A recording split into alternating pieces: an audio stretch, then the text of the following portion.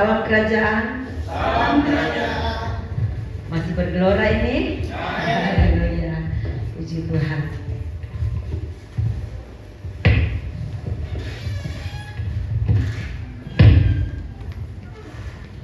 Terima kasih kesempatan yang diberikan kepada saya untuk menyampaikan kebenaran firman Tuhan. Terima kasih kepada Pastor Chen dan istri, Pastor Yiska yang mempercayakan saya untuk melayani di kesempatan ini ya. Saya akan memperkenalkan diri dulu ya. Mungkin Bapak Ibu bertanya-tanya, ini siapa yang ada di depan ini? Saya dari Manado, dengan ada satu urusan pelayanan juga. Saya ada di Jakarta dan saya boleh bisa mampir di tempat ini. Keluarga saya, keluarga Pendeta Toar Ondang, kami melayani di perumahan Korprima Panget. Jadi Bapak Ibu yang pernah ke Manado, tempat pelayanan kami dekat dengan bandara. Jadi kalau mau ke Manado boleh singgah, mampir ya ke tempat kami, karena agak dekat dengan bandara. Dan puji Tuhan kalau kesempatan ini diberikan kepada saya untuk membangun manusia rohani saya dan saudara dengan firman-firman kerajaan. Saya percaya Bapak Ibu di tempat ini adalah jemaat-jemaat yang luar biasa, yang strong, yang akurat dengan rumah Tuhan. Amin. Ya, karena kalau perjalanan hidup kita ini tidak dibangun di atas dasar kebenaran firman Tuhan, pasti kita akan kalah menjalani hidup ini. Amin. Dan pada kesempatan pagi hari ini saya tidak berlambat lagi. Saya akan mengambil ayat pokok pembacaan firman Tuhan yang saya akan angkat di dalam Matius pasalnya yang ke-7 ayatnya yang ke-24 sampai ayatnya yang ke-27. Matius pasalnya yang ke-7 ayatnya yang ke-24 sampai ayatnya yang ke-27. Kalau kita sudah dapat, saya akan bacakan ya. Dua macam dasar. Ayat 24. Setiap orang yang mendengar perkataanku ini dan melakukannya, ia sama dengan orang yang bijaksana yang mendirikan rumahnya di atas batu. Kemudian turunlah hujan dan datanglah banjir. Lalu angin melanda rumah itu, tetapi rumah itu tidak rubuh sebab didirikan di atas batu. Tetapi setiap orang yang mendengar perkataanku ini dan tidak melakukannya, ia sama dengan orang yang bodoh yang mendirikan rumahnya di atas pasir. Kemudian turunlah hujan dan datanglah banjir. Lalu angin melanda rumah itu sehingga rubuhlah rumah itu dan hebatlah kerusakannya. Nah, mengapa kita harus serius membangun hidup? Karena arti bangun hidup itu dikatakan bahwa dibangun di atas Yesus yang menjadi batu karang yang kokoh itu. Arti bangun hidup ya.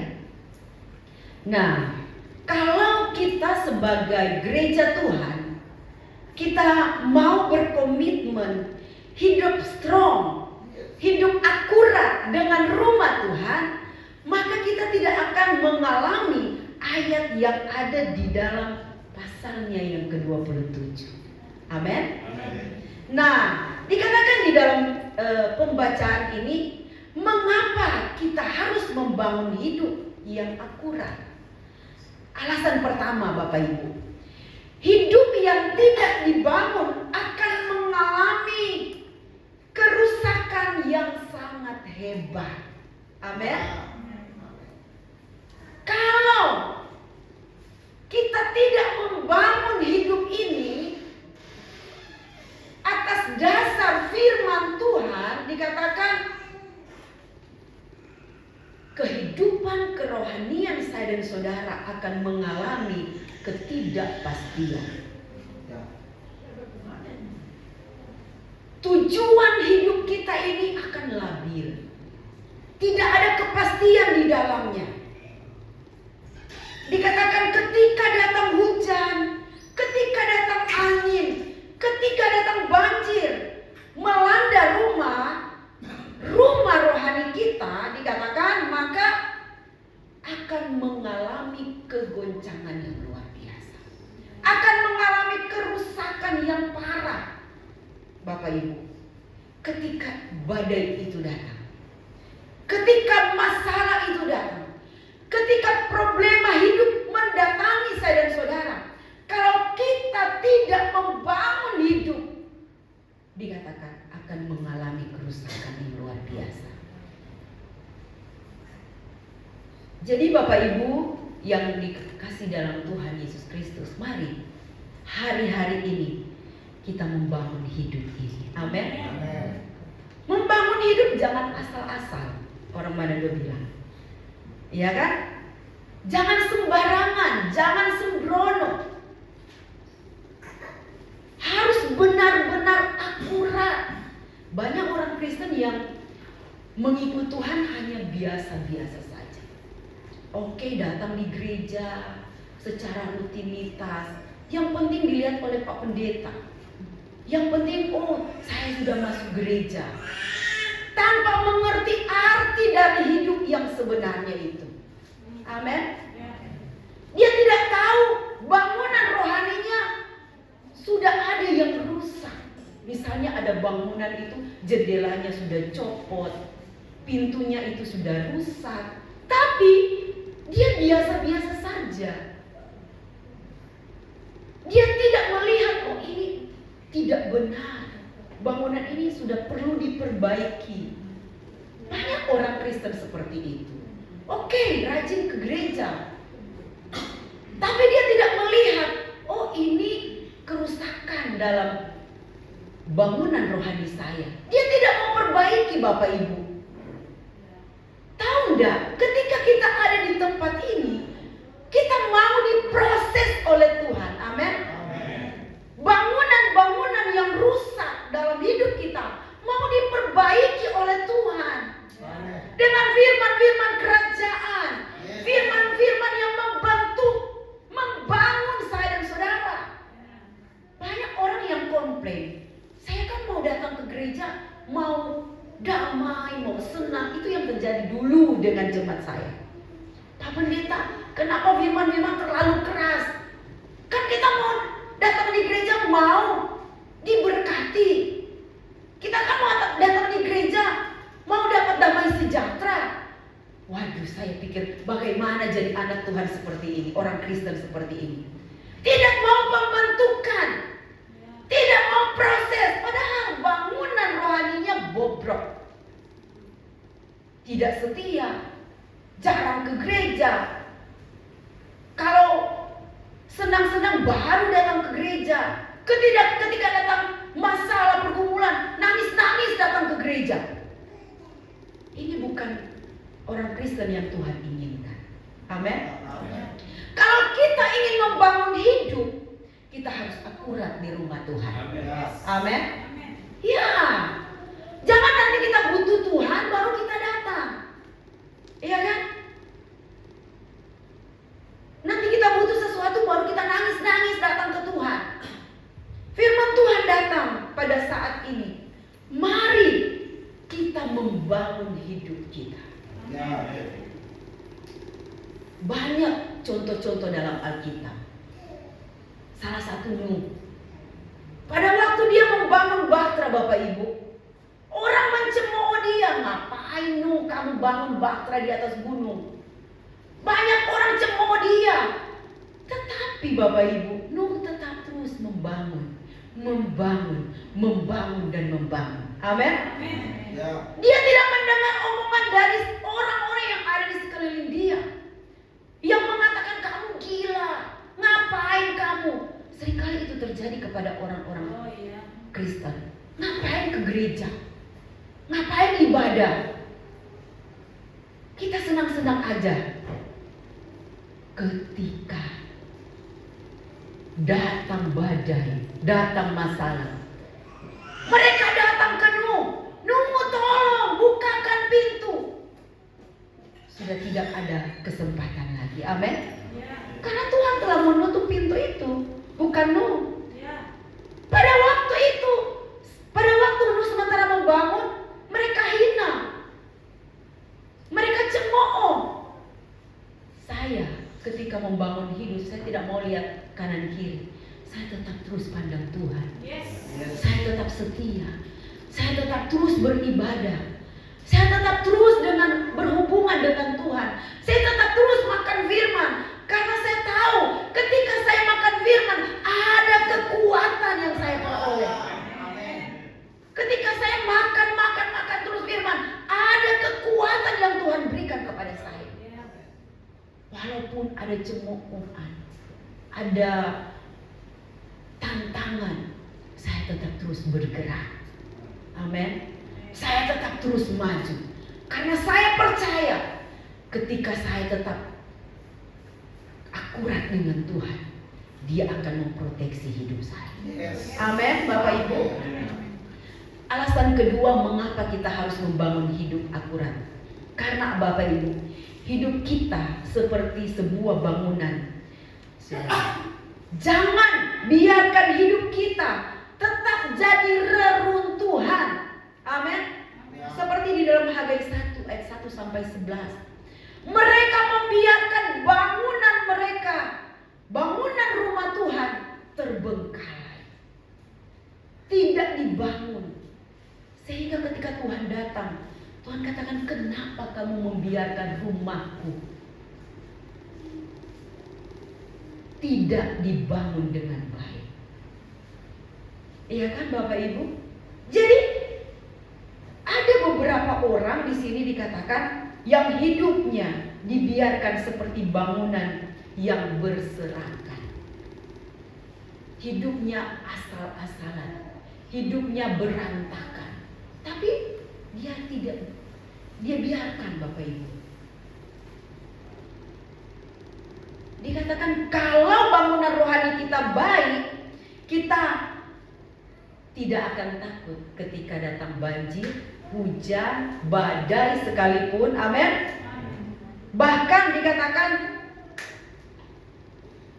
ada ular berbisa, ada pencuri. Kita tidak takut menghadapi semua itu. Karena apa? Kita telah membangun manusia rohani kita yang benar. Amin. Bapak Ibu saudara-saudaraku yang kekasih di dalam Tuhan, ada banyak tokoh di dalam Alkitab, di dalam Perjanjian Lama, mereka merasa GR. Mereka pikir mereka sudah hebat di pemandangan Tuhan. Bahkan jemaat, mereka pikir mereka orang-orang yang luar biasa, seperti Eli, Imam Eli. Dia berpikir dia masih imam lagi, Bapak Ibu. Tetapi Tuhan sudah tidak berbicara lagi kepadanya. Amin. Banyak orang sekarang berpikir, oh kita dipakai Tuhan luar biasa, oh kita ini hebat, kita ini pemimpin yang luar biasa. Padahal suara Tuhan sudah tidak terdengar lagi. Amin. Kita harus peka dengan suara Tuhan hari-hari ini. Kita harus peka dengan suara Tuhan. Jangan kita seperti orang-orang yang merasa rohani, padahal di hadapan Tuhan, Tuhan bilang, aku tidak mengenal kamu. Aku tidak mengenal kamu. Wow, berarti mereka orang yang pernah percaya Tuhan, yang pernah melakukan mujizat, yang pernah dipakai Tuhan. Tetapi di pemandangan Tuhan, Tuhan katakan, aku tidak kenal kamu. Bapak Ibu saudara-saudara, mari bangun hidup. Bangun hidup itu sangat penting. Selanjutnya, Dikatakan mengapa kita harus membangun hidup. Alasan ketiga, karena hidup yang tidak dibangun atau diisi akan menjadi sasaran iblis. Amin. Kenapa menjadi sasaran iblis, malah sasaran empuk? Karena kosong, ya kan? Tidak diisi dengan firman-firman. Amin. Kalau di gereja kami khotbah itu panjang, lama, Bapak Ibu. Bahkan ada sempat jemaat yang baru yang kami layani, mereka komplain, wah Pak Pendeta kenapa khotbahnya lama?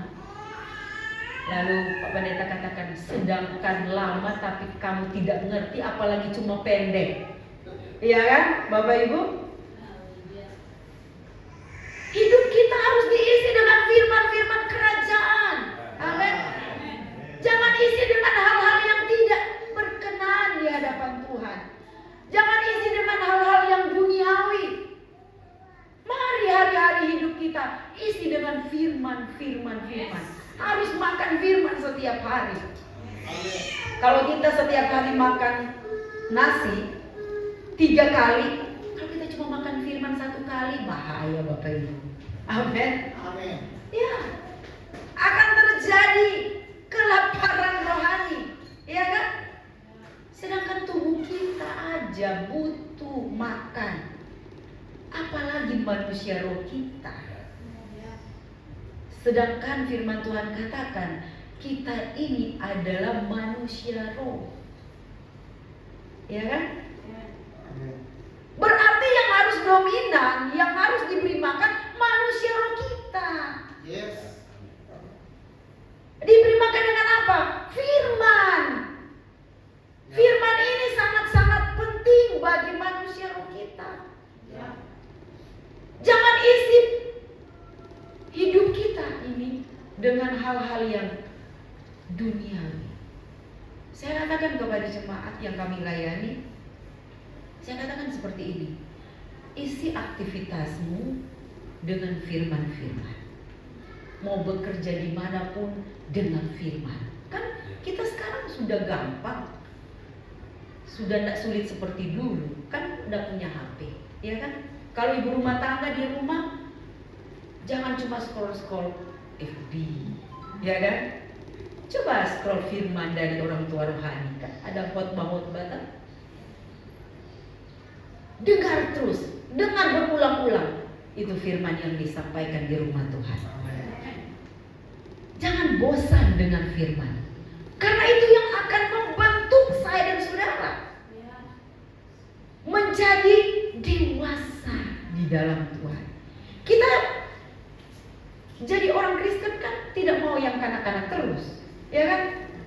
Kalau kanak-kanak itu kan hanya butuh susu, seperti jemaat saya yang dulu.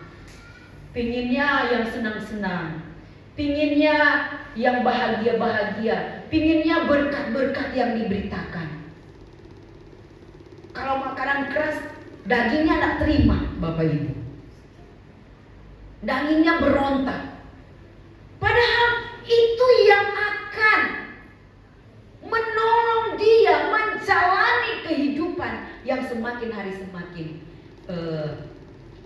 jahat, Bapak Ibu. Iya kan? Kalau kita banyak makan firman, kita tidak akan terpengaruh dengan keadaan dunia yang semakin hari semakin sulit, iya kan? Apalagi sekarang semuanya naik, Bapak Ibu. Saya saja datang ke sini tiketnya 3 jutaan, Bapak Ibu. Yang dulunya hanya 28 lah atau 24. Sekarang melonjak tinggi tiketnya. Dunia sekarang semakin sulit. Tetapi percayalah anak-anak Tuhan, kalau kita banyak dengar firman, makan firman, maka cara pandang kita pasti akan berbeda ketika melihat keadaan yang akan terjadi sekarang ini. Amin. Karena saya yakin, saya percaya anak-anak Tuhan dipelihara oleh Tuhan. Kita akan mengalami open heaven. Amin. Surga, langit tingkat kedua tidak akan menjadi tembaga. Amin. Itu open heaven. Dan tanah tidak akan menjadi besi. apabila kita akurat di rumah Tuhan. Yes. Amin.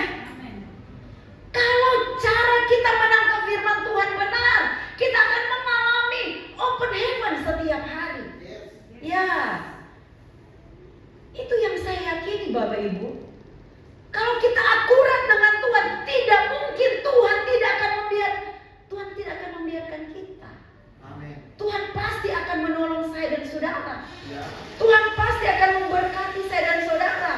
Berkat Tuhan pasti tercurah bagi saya dan saudara. Amin. Asalkan hidup kita benar-benar akurat dulu. Yes.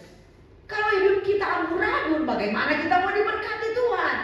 Pasti tanah akan jadi besi, langit jadi tembaga. Bagaimana langit tingkat pertama, langit tingkat ketiga tahta Allah itu akan mencurahkan berkat kepada Bapak dan Ibu saudara?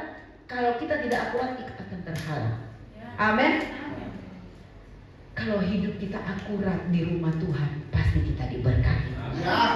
Amin. Mari Bapak Ibu saudara-saudaraku yang kekasih di dalam Tuhan, hidup kita ini harus terus dibangun, naik. Tidak ada istilah yang dikatakan jadi orang Kristen seperti bola berputar. Tidak ada istilah seperti itu. Ya. Saya hari ini di bawah, berikut nantinya di atas. Tidak, amin. Jadi hidup kita harus terus dibangun menuju pada rembang tengahan. Terus pada level yang Tuhan inginkan. Ya. Jangan kita naik turun, hari ini setia, besok tidak. Hari ini strong, besok loyo. Nggak boleh seperti itu Bapak Ibu, amin. Harus terus bergelora, amin. Harus terus naik. Jangan kita dengan keadaan yang ada, dengan masalah yang ada, wah jadi orang Kristen ternyata begini ya, sulit ya. Itu karena saudara tidak akurat. Amin. Dikatakan bahwa kita akan dibawa dari glory to glory, amin. Dari kemenangan kepada kemenangan. Haleluya. Jadi Bapak Ibu saudara-saudaraku yang kekasih di dalam Tuhan, terus makan firman, terus bangun hidup, sehingga kita akan terus naik dan bukan turun. Selanjutnya Bapak Ibu saudara-saudara, alasan keempat, mengapa kita harus membangun hidup? Karena dikatakan hidup yang tidak dibangun akan membuat kita tidak tahan terhadap api pemurnian. Coba kita buka di dalam 1 Korintus 3 ayatnya yang ke-11.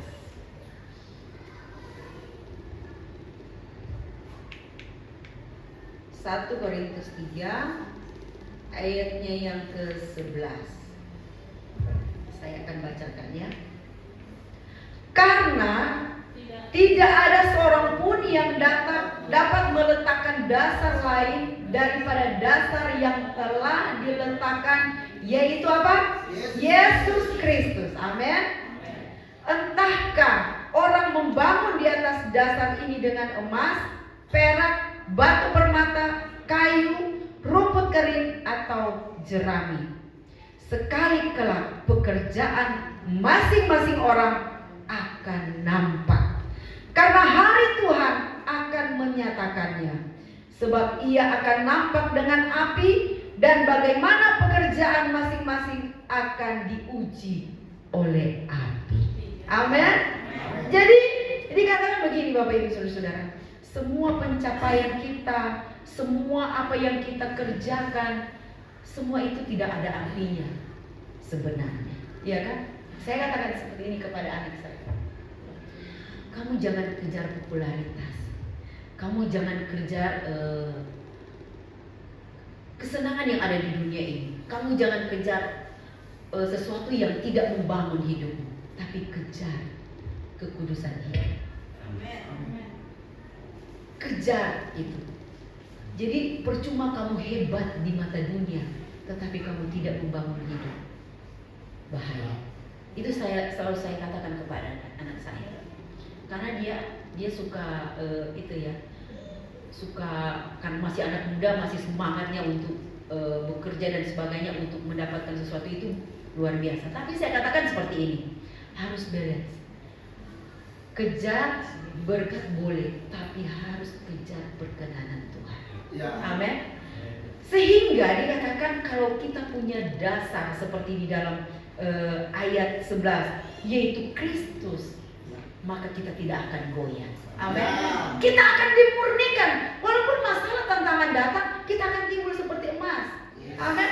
Amin. Ya. Masalah akan menguji setiap keyakinan Bapak Ibu Saudara-saudara. Benar. Apakah Pak Gembala katakan masalah itu bukan apa ya, tapi bukan alat ukur sampai di mana kepercayaan kita kepada Tuhan. Amin. Alat ukur Bapak Ibu, kita ini sebenar-benar emas atau rumput kering, iya kan? Ada orang bilang, oh jadi anak Tuhan dapat masalah itu yang melihat kata dia mesti nah Bapak Ibu, itu cuma alat ukur melihat orang kerohanian sudah sampai di posisinya sampai di mana, iya kan? Posisi rohani kita sudah sampai di mana, Bapak Ibu?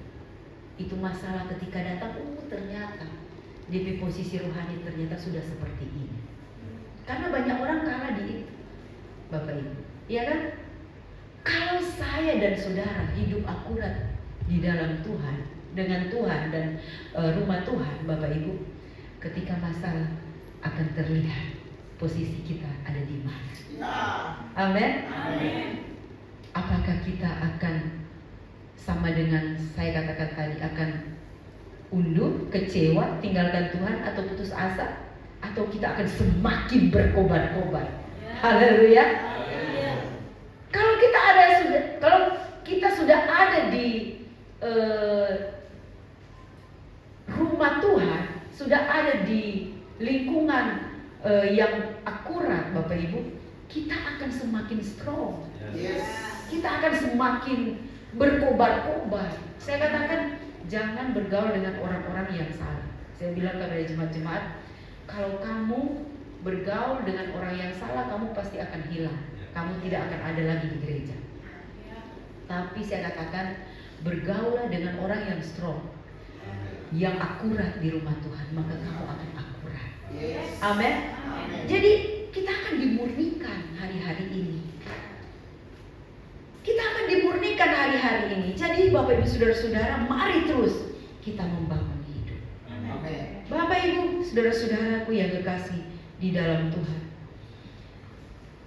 banyak orang tidak membangun hidup. Saya mendengar satu kesaksian Bapak Ibu, seorang hamba Tuhan, dulunya dia dipakai Tuhan luar biasa. Dia katakan begini, wow, ternyata saya berpikir saya sudah hebat, saya sudah dipakai Tuhan luar biasa, saya sudah terkenal melayani di mana-mana, diundang menginjil di mana-mana, sampai di luar daerah, bahkan sampai di luar negeri. Tetapi ternyata ketika saya tidak membangun hidup, saya jatuh. Dan benar Bapak Ibu, dia jatuh. Dan ketika ada di aliansi kami Bapak Ibu, dia katakan ternyata saya harus membangun hidup ini. Karena saya naik sendiri, saya jatuh sendiri. Tidak ada orang yang membackup dia. Jadi Bapak Ibu Saudara-saudara senang ada di rumah Tuhan. Amin. Ada orang tua rohani. Amin. Ada master builder. Amin. Yang mempola, membentuk rohani-rohani saya dan saudara. Saya katakan kepada jemaat, saya katakan begini. Kalau kamu ada di rumah Tuhan, berikan hidupmu dibentuk di rumah Tuhan oleh orangnya Tuhan. Karena kamu harus ada di rumah di mana ada orang yang lebih rohani dari kamu. Kami juga seperti itu Bapak Ibu Saudara-saudara. Kami tidak bisa membangun hidup tanpa ada orang yang lebih rohani dari kami. Amin. Yang mempola kami, yang membentuk kami, sehingga kami strong, sehingga kami akurat, sehingga kami kokoh, kuat di rumah Tuhan. Amin. Kesaksian saya tadi, hamba Tuhan yang hebat, tetapi karena tidak ada di rumah Tuhan, tidak ada orang tua rohani. Oke, dia naik tinggi-tinggi, tetapi ketika dia jatuh, terkapar, tidak ada yang bisa menolong dia. Tapi puji Tuhan, dia katakan dia ada di tempat yang tepat. Ya. Haleluya. Dan saya pun bersyukur, saya ada di tempat yang tepat. Ada orang yang membentuk saya sehingga saya tidak stres lagi, Bapak Ibu. Dulunya saya hamba Tuhan yang stres, saya ibu rohani yang stres, Bapak Ibu. Kenapa saya katakan demikian? Semua masalah jemaat, mereka selalu datang kepada saya, Ibu Gembala begini masalah. Akhirnya saya stres sendiri, Bapak Ibu. Akhirnya saya, waduh, ini masalah menumpuk. Saya jadi stres juga karena setiap hari datang di pastori dengan masalah yang berbeda-beda, berjam-jam juga. Saya pikir, saya mau buat kegiatan ini, tapi karena ada jemaat yang datang, ini bukan sharing, tapi mengeluh, Bapak Ibu. Beda sharing. Amin. Kalau sharing kan dia sesuatu yang dia dapat kan. Waduh, saya melayani itu beberapa tahun yang lalu itu saya stres berat, Bapak Ibu. Saya sempat berpikir, aduh, saya nggak mau jadi hamba Tuhan lagi dengan masalah yang berat yang saya alami. Jemaat juga, Bapak Ibu, pernah. Ini kesaksian saya ya, Bapak Ibu. Waktu saya belum ada di kebenaran ini, belum ada orang tua rohani yang membackup saya, Bapak Ibu. Saya sempat nggak mau jadi hamba Tuhan lagi, Bapak Ibu. Ternyata saya katakan, ternyata jadi hamba Tuhan itu stres berat. Masalah datang dari jemaat, bahkan Bapak Ibu sebelum ada di kebenaran ini, ada satu jemaat kami cuma tidak didoakan ulang tahunnya, Bapak Ibu. Dia marah. Bahkan kalau sekarang kan media sosial udah cepat sekali itu berita-berita. Sayangnya dulu itu belum seperti itu, Bapak Ibu. Masih sedikit pengguna media sosial beberapa tahun yang lalu kejadiannya. Dia muat saya di Facebook, Bapak Ibu. Bayangkan, cuma karena saya tidak pergi mendoakan ulang tahun suaminya, yang suaminya pada waktu itu kerja di luar, di pulau. Tapi maksudnya dia ingin saya pagi-pagi harus telepon doakan suaminya. Dan kami terlambat mendoakan. Wow, dia muat kami di Facebook. Bapak Ibu, bayangkan betapa stresnya kami melayani waktu itu. Ada jemaat yang cuma masalah kecil ngambek, Bapak Ibu.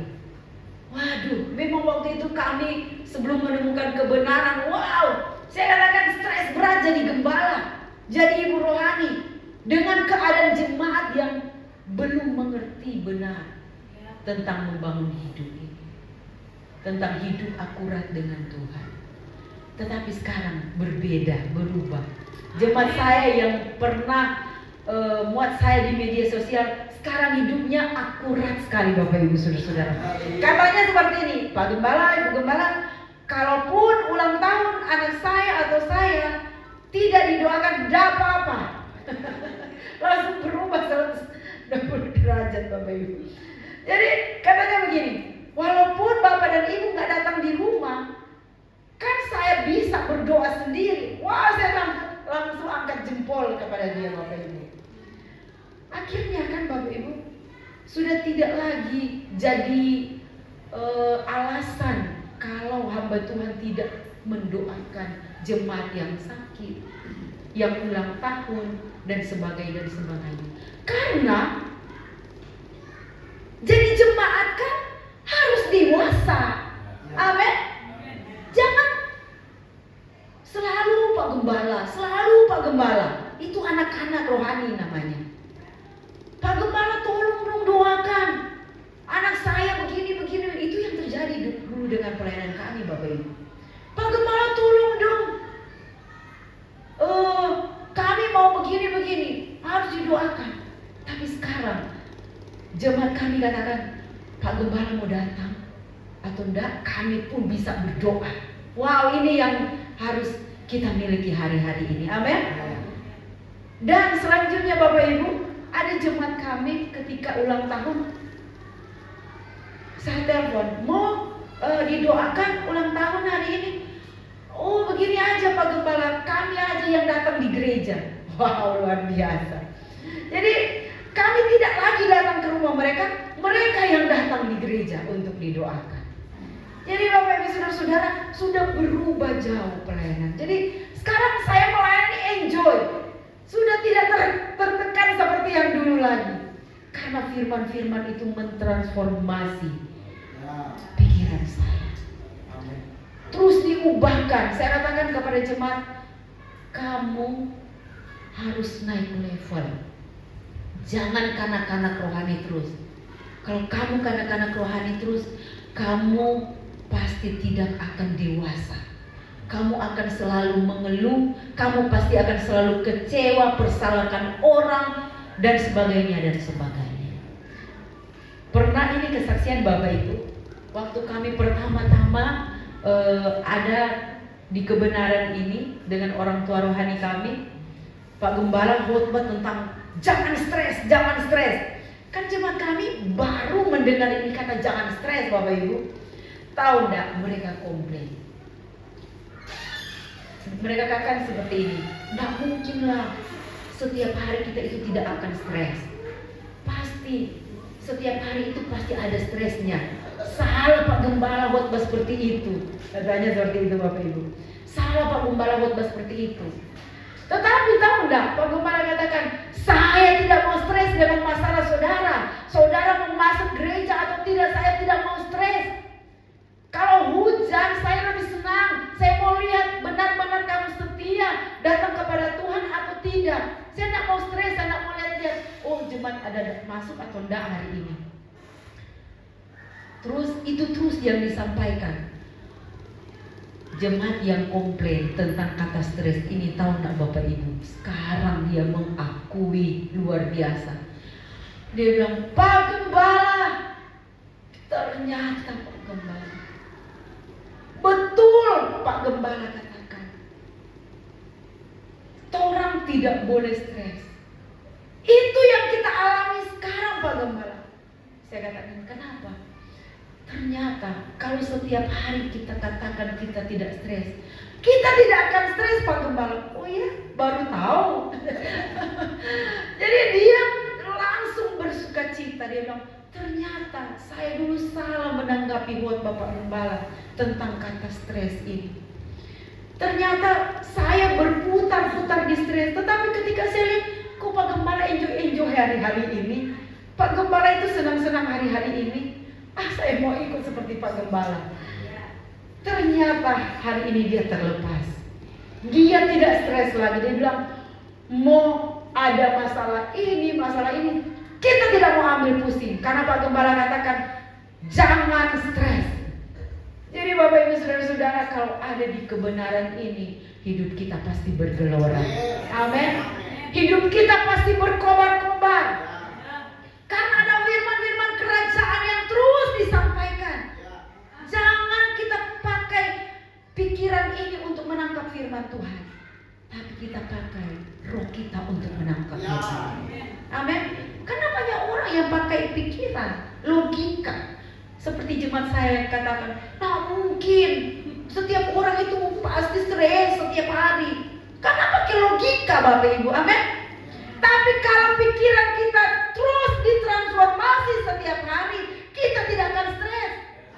Kita tidak akan frustasi dengan keadaan yang ada. Kita akan tetap terus naik. Kita akan tetap terus berkobar-kobar dengan Tuhan. Karena apa? Ada firman dan Roh Kudus yang akan mentransformasi hidup saya dan saudara setiap hari. Jadi saudara-saudaraku yang kekasih di dalam Tuhan, terus bangun hidup saudara pada level yang Tuhan inginkan. Amin. Bangun hidup. Jangan kita saudara-saudara setiap hari berpikir tentang masalah, tantangan, pergumulan, pekerjaan. Saya katakan kepada jemaat, Kalau Bapak Ibu sudah datang di gereja, harus benar-benar terhubung dengan surga. Percuma kalau kita datang di gereja, kita tidak terhubung, rugi. Amin. Harus terhubung dengan surga dan tahta, sehingga setiap apa yang kita dapat hari ini benar-benar mentransformasi saya dan saudara. Bapak Ibu saudara-saudara yang kekasih di dalam Tuhan, jangan kita tolak pembentukan di rumah Tuhan. Amin. Kalau kita tolak pembentukan di rumah Tuhan, bahaya Bapak Ibu. Di dalam firman Tuhan katakan akan terjadi kerusakan yang sangat-sangat fatal. Amin. Dikatakan hebatlah kerusakannya. Amin. Ya. Ketika datang banjir, badai, hujan, angin, hebatlah kerusakannya. Jangan seperti itu. Amin. Jangan nanti rusak, sudah hancur, baru kita menyesal. Seperti orang-orang yang ada di zaman perjanjian lama. Menyesal tidak bisa menyelamatkan saya dan saudara. Amin. Bapak Ibu saudara-saudaraku yang kekasih dalam Tuhan, mari sebagai anak-anak Tuhan, mari kita sibuk membangun hidup. Jangan sibuk dengan urusan orang lain. Jangan sibuk dengan masalah orang lain. Saya katakan di jemaat, jangan sibuk dengan orang-orang di sekelilingmu. Jangan sibuk dengan temanmu, tetanggamu. Oh, dia sudah beli ini ya. Oh, dia sudah begini ya. Atau, oh, kok pakaiannya seperti itu ya. Sudah, gak perlu sibuk dengan orang lain. Sibuklah membangun hidupmu. Amin. Jangan sibuk dengan masalah orang lain. Saya katakan kepada jemaat, jangan sibuk dengan temanmu yang ada di sebelahmu, tetapi sibuklah membangun dan membangun. Karena masih banyak yang perlu kita bangun dalam hidup ini. Amin. Banyak Bapak Ibu saudara-saudara. Mari berfokus kepada Tuhan, sambil terus makan firman. Makan firman sehingga kita akan naik menuju pada level yang Tuhan inginkan. Amin. Apa sih arti kekristenan? Kristus di dalam kita. Amin. Ya, arti kekristenan Kristus di dalam, bukan orang yang lain di dalam kita. Ya kan? Bukan masalah di dalam kita, pergumulan di dalam kita, pekerjaan di dalam kita. No. Apa sih arti kekristenan? Christ in you. Kristus harus ada di dalam. Pengharapan akan kemuliaan. Amin. Haleluya. Jadi Bapak Ibu saudara-saudaraku yang kekasih dalam Tuhan, saya percaya jemaat yang ada di tempat ini sudah membangun hidup yang akurat. Di mana? Bukan di luar, di rumah Tuhan. Bersama siapa? Orangnya Tuhan. Amin. Jangan salah pilih orang Tuhan. Amin. Kalau kita sudah ada di tempat ini, terus bangun hubungan dengan master builder kita. Amin. Karena kita tahu, kita percaya kita tidak akan terbangun kalau kita hanya sendirian. Kita akan terbangun ketika ada orang yang lebih rohani mempola kita. Haleluya. Seperti yang saya alami. Wow. Saya katakan begini kepada teman saya. Dia yang ajak saya kan, ayo Li, kamu ikut ini. Tenang, enggak, saya enggak mau. Pernah ini kesaksian, saya cuma jadikan itu sebagai musik pengantar tidur. Bayangkan, musik pengantar tidur. Wow. Ini kalau orang tua rohani saya dengar pasti, wah kamu ini memang ya. Karena saya belum menemukan waktu itu kan, cuma dengar, diajak. Saya kata, oh iya. Jadi saya pakai itu sebagai musik pengantar tidur. Lama-lama Bapak Ibu saudara, firman itu mentransformasi saya. Saya bergelora. Akhirnya saya terus mendengar. Karena saya yang merasakan. Amin. Saya yang mengalami. freedom hari-hari ini. Amin. Saya freedom hari-hari ini karena saya percaya saya ada di tempat yang tepat bersama orang yang tepat. Amin. Terus bangun hidup bergelora akurat dengan rumah Tuhan, maka kita akan naik level. Tuhan Yesus memberkati kita semua. Saya serahkan kepada hamba-Nya.